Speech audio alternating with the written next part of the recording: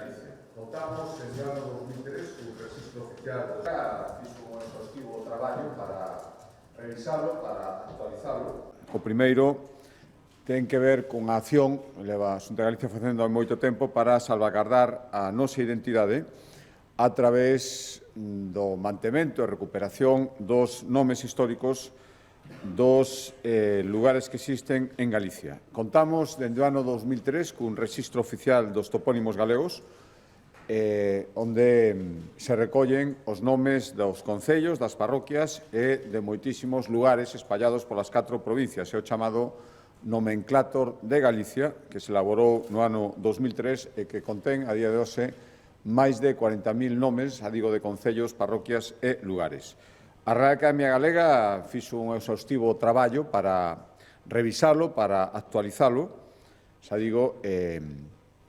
máis de 20 anos, no ano 2003, elaborouse e aprobouse por primeira vez e, polo tanto, necesitaba esta revisión, esta actualización. O que fixo a Real Academia Galega foi avaliar casi 4.400 topónimos para recuperar formas históricas, facer as correccións que fosan necesarias. A veces o paso do tempo foi modificando os nomes orixinais, introducindo xiros ou vocablos alleos á nosa lingua.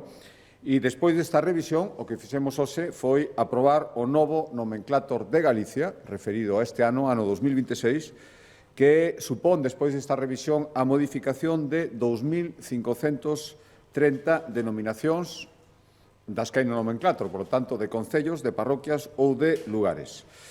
Cambian, despois desta revisión, os nomes oficiais de 2.335 lugares, de 182 parroquias e tamén de 12 concellos, que a partir de ahora se denominarán a Caniza, a Ribeira de Piquín, Alfoz do Castrodouro, Cangas de Morrazo, Cerdedo Cotobade, Mondariz Manleario e Oza Cesuras, todos estes nomes compostos sen guión.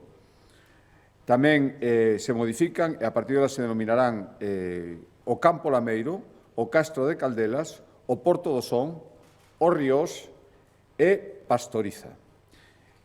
Incorporáronse, ademais, 1.655 nomes de lugares, de xeito que o nomenclator a día de hoxe aumentou, estaba por algo máis de 40.000 e agora son casi 43.000 os rexistros totais que ten.